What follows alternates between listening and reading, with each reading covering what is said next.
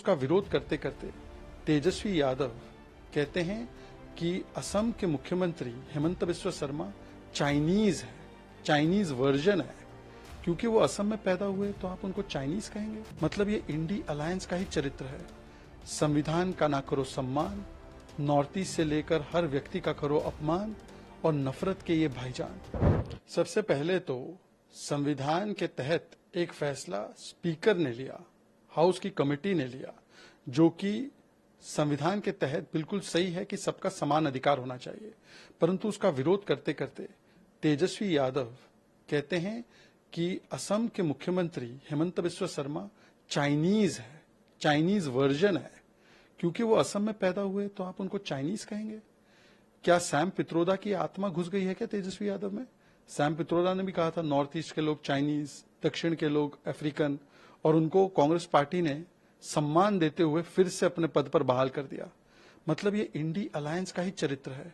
संविधान का ना करो सम्मान, नॉर्थ ईस्ट से लेकर हर व्यक्ति का करो अपमान, और नफरत के ये भाईजान। ये नफरती और नस्लभेदी टिप्पणी है। और राहुल गांधी ने तो अपनी भारत जोड़ो यात्रा पार्ट 2 नॉर्थ ईस्ट से शुरू की थी ना।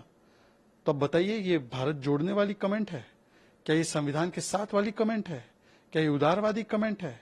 गौरव गोगोई जी भी बताए, कांग्रेस के नॉर्थ ईस्ट के नेता भी बताए कि क्या नॉर्थ ईस्ट के लोगों को चाइनीज कहेंगे? पर कांग्रेस के नेता क्या बताएंगे? कांग्रेस के नेता तो वो है जिन्होंने 60 से 70 के दशक में बम गिराए थे नॉर्थ ईस्ट पे, नॉर्थ ईस्ट के साथ किस प्रकार का व्यवहार किया था। असम को तो हटा ही दिया था राहुल गांधी ने अपने मैप से। तो आज जिस प्रकार की टिप्पणी की गई है वो न केवल मुख्यमंत्री की अपमान की टिप्पणी है, बल्कि पूरे असम, पूरे नॉर्थ ईस्ट और पूरे भारतवर्ष को अपमानित करने वाली टिप्पणी है। इस पर राहुल गांधी, गौरव गोगोई बताए कि तेजस्वी यादव से, आरजेडी से कब वो रिश्ता तोड़ेंगे, कब इंडिया अलायंस इनसे अलग होगा।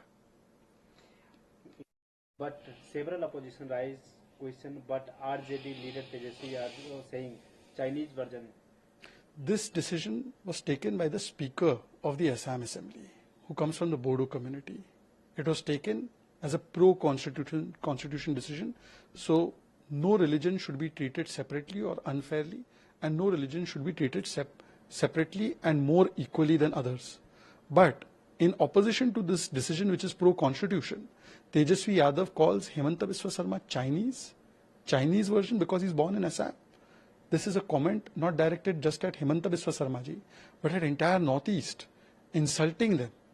And this looks like Tejaswi Yadav has now got the Atma of Sam Pitroda inside him. Sam Pitroda also made such racist comments. Northeast people are Chinese, South people are African, and Congress party celebrated and welcomed him back. So it means this is Congress India Alliance ke man ki baat.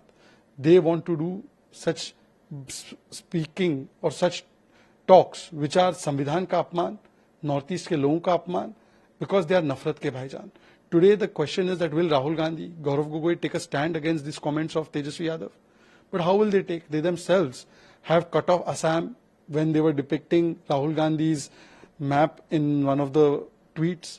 They are the ones who start the Bharat Jodo Yatra from Northeast, but when such comments are made, they do not open their mouth. They are the ones whose family members dropped bombs on Northeast states in 1960 to 70. So today when a chief minister of Assam, entire people of Assam and Northeast has been insulted, will Congress party have the courage to take a stand against Tejaswi Yadav?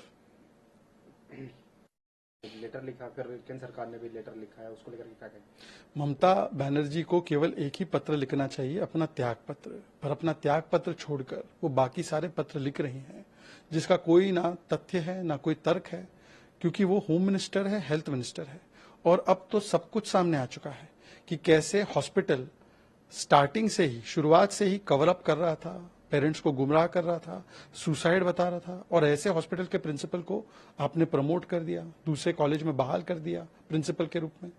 आप home minister थी, परंतु police ने जिस प्रकार की जांच की, उन्होंने तो सबूत मिटाने के लिए ज्यादा काम किया।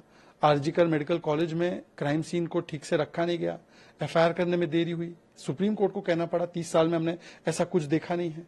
और जब माता पिता भी आकर कहते हैं कि हमें न्याय नहीं मिल रहा, बेटी को न्याय नहीं मिल रहा, हम चाहते हैं प्रदर्शनकारी न्याय मांगे, पर ममता बनर्जी जी जो है वो न्याय के बदले बलात्कारी बचाओ, सबूत मिटाओ, सत्य की आवाज दबाव कर रही है, तो अपना त्याग पत्र देने के बदले न्याय देने के बदले वो बदले की भावना से ग्रसित है। कहती है उत्तर प्रदेश में आग, असम में आग, बिहार में आग, दिल्ली में आग लगेगी। कहां है सारे इंडी गठबंधन के नेता जो संविधान बचाओ की बात करते हैं, जो लड़की हूं लड़ सकती हूं की बात करते हैं? उत्तर प्रदेश बिहार में आग लगेगी, अखिलेश यादव जी, तेजस्वी यादव जी, आपको स्वीकार्य है? प्रियंका वाड्रा जी कुछ नहीं बोलेंगी माता पिता और एससी के स्टेटमेंट के बाद भी? क्या अब भी वो चुप रहेंगे? आज तो ममता बनर्जी का इस्तीफा मांगा जाना चाहिए। अधीर रंजन चौधरी भी कह रहे हैं कि अगर जांच हो गई तो सारे रहस्य ममता बनर्जी की सरकार के खुलकर सामने आ जाएंगे। तो क्या कांग्रेस पार्टी और राहुल गांधी अधीर रंजन जी के इस बयान को स्वीकारती है या उसका विरोध करती है? Today, the only letter Mamata Banerjee must write is not these homilies, but only the resignation letter, because she has failed miserably as Health Minister, Home Minister, and Chief Minister in securing justice for the Beti.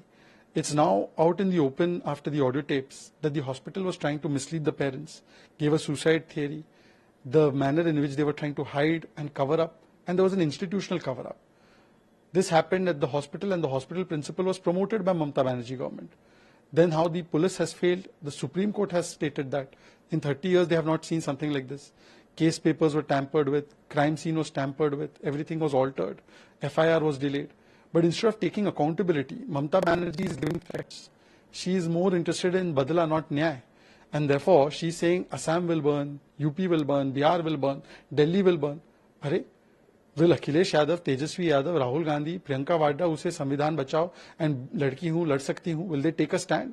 Will they demand the resignation of Mamata Banerjee? Even the parents are saying that Mamata Banerjee is not doing beti ko nyay dilao, she is doing sabut mitao and balatkari bachao. But they are eloquently quiet.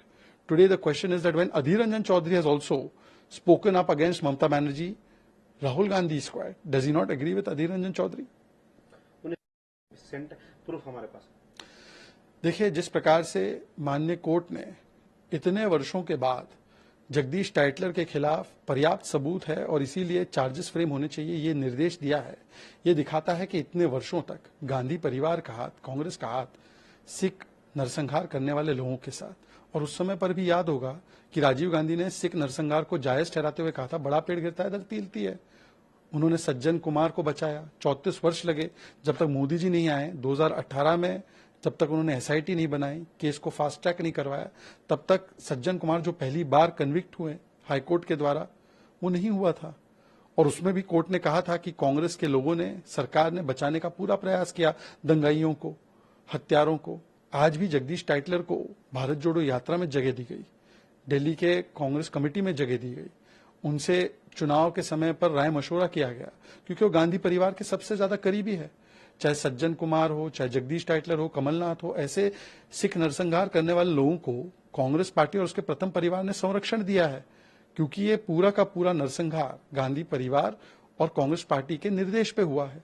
अब सवाल ये बनता है कि जब इतने वर्षों के बाद इन पर कार्रवाई कोर्ट के द्वारा हो रही है, तो क्या गांधी परिवार जगदीश टाइटलर पर कार्रवाई कराएगा या अब भी सिख नरसंहार करने वाले लोगों के साथ हाथ से हाथ मिलाकर खड़ा होगा?